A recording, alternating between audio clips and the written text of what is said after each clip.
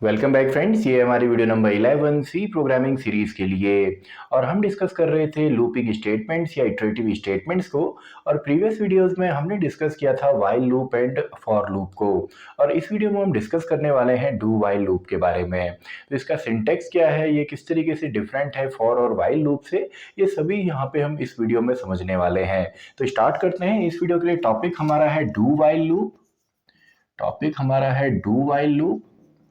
तो देखिए, जितने भी अभी तक हमने लूप पढ़े हैं, अभी तक हमने फॉर लूप को डिस्कस किया, व्हाइल लूप को डिस्कस किया। और दोनों ही जो हमारे लूप थे वो हमारे एंट्री कंट्रोल्ड लूप थे। यानी कि अगर आप सिंटेक्स देखेंगे, फॉर एग्जांपल अगर आप व्हाइल का सिंटेक्स देखेंगे तो व्हाइल में कुछ इस तरीके से हम लिखते थे। यानी कि व्हाइल लूप का जो एक्चुअल यहाँ पे स्टेटमेंट है, एक्चुअल जो बॉडी होती है उससे पहले ही हम इसमें कंडीशन डाल के चेक करते हैं।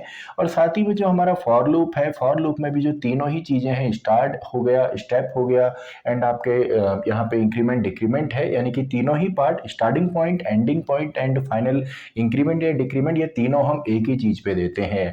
और इससे पहले ही, यानी कि पहले कंडीशन चेक होती है, देन इसके स्टेटमेंट एग्जीक्यूट होते हैं। तो ये दोनों ही जो हमारे लूप हैं ये हमारे एंट्री कंट्रोल्ड लूप होते हैं। एंट्री कंट्रोल्ड लूप होते हैं, यानी कि इनकी बॉडी पे एंटर करने से पहले हमको इनको कंट्रोल करना पड़ता है या इनकी कंट्रोलिंग पहले ही होती है। लेकिन जो डू व्हाइल लूप है ये एक एग्जिट कंट्रोल लूप है, यानी कि एग्जिट करते टाइम हम इसको कंट्रोल करते हैं या मैनेज करते हैं।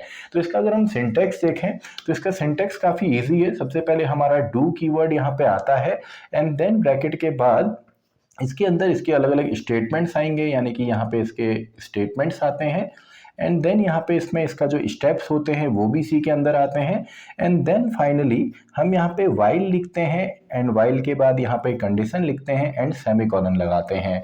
तो इसका बेसिक सा सिंटेक्स है। तो देखिए, सिंपल सा है। जब इसकी बॉडी पे एंटर यहाँ पे होगा, उसके बाद जब एक बार ये चलेगा तो उसके बाद इसमें जो कंडीशन है वो चेक होगी, तभी इसको हम एग्जिट कंट्रोल्ड लूप भी कहते हैं। ये हमारा एग्जिट कंट्रोल्ड लूप यहाँ पे है। तो अब देखिए, एक प्रोग्राम इससे हम यहाँ पे क्रिएट करते हैं। मान लीजिए हमको यहाँ पे एक टेबल जनरेट करना है किसी भी नंबर का। तो इसके लिए हम इसको डू व्हाइल लूप से किस तरीके से बनाएंगे। तो इसके लिए सबसे पहले इसको अगर मैं प्रोग्राम के फॉर्म में यहाँ पे लिखूँ तो सबसे पहले मैं यहाँ पे इंक्लूड करूँगा हमारी हेडर फाइल, जो कि होती है standard input output header file. And then हम यहाँ पे लिखेंगे इंट मेन एंड देन हम यहाँ पे सबसे पहले एक वेरिएबल लेते हैं। मान लीजिए हमने एक नंबर ले लिया, फॉर एग्जांपल 7, और साथ में एक लूप को रन करने के लिए हम x नाम का वेरिएबल यहाँ पे लेते हैं। तो यहाँ पे सबसे पहले x, इसमें स्टार्टिंग पॉइंट हमने पहले ही डिसाइड करना पड़ता है। तो x इक्वल्स टू 1, यानी कि हम यहाँ पे इसको इनिशियलाइज कर रहे हैं जो लूप का काउंटर है।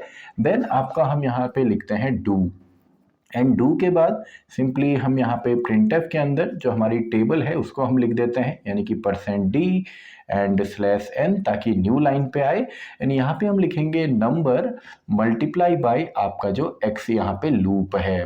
तो देखिए, सिंपल सा है, केवल इतना ही इसमें हमने करना है। देन इसके बाद हम यहाँ पे लिखते हैं, इसको इंक्रीमेंट हमने करना है, x equals to x+1 and then finally हम लिखेंगे व्हाइल जब तक कि x की value less than equals to 10 नहीं होती तब तक इस लूप को हमने एग्जीक्यूट करना है। एंड फाइनली रिटर्न 0 के बाद हम इसको क्लोज करेंगे। तो ये तो हमारा बेसिक प्रोग्राम है, एक सिंपल सा हमने प्रोग्राम यहाँ पे बनाया। तो यहाँ पे देखिए, इसमें भी जो लूप के अंदर 4 चीज़ें होती हैं, यानी कि सबसे पहले इसमें स्टार्टिंग पॉइंट होता है, इसके अलावा एक लूप में एंड पॉइंट होता है एंड फाइनली स्टेप्स हमारे होते हैं। और इन तीनों की ही मदद से जो बॉडी है या स्टेटमेंट है, बॉडी या स्टेटमेंट जो लूप के हैं वो एग्जीक्यूट होते हैं।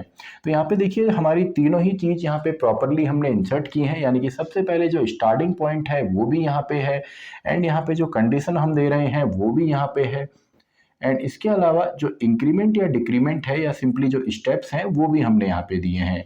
तो तीनों ही चीज़ें हमने परफेक्टली यहाँ पे दी हैं, तो हमारा जो लूप है वो वर्क करेगा। अब देखिए, इनमें डिफरेंस क्या है तीनों ही लूप को अगर हम समझें तो सबसे पहले जो व्हाइल लूप है वो एंट्री कंट्रोल लूप है, फॉर लूप भी एंट्री कंट्रोल लूप है। अब यहाँ पे जब हमको वैल्यूज फिक्स पता हो, यानी कि कितने नंबर ऑफ टाइम हमको एक किसी भी स्टेटमेंट्स को बार बार रिपीट करना है, अगर एग्जैक्टली हमें पता हो तो उसमें हमको यूज यहाँ पे करना चाहिए हमारा जो फॉर लूप होता है।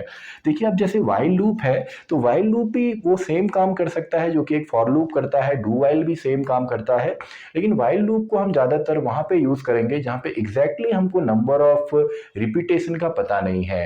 फॉर एग्जाम्पल अगर हमको एक नंबर के डिजिट का सम निकालना है तो जितना बड़ा हमारा नंबर होता है उतने ही टाइम हमको लूप को रन करना पड़ता है।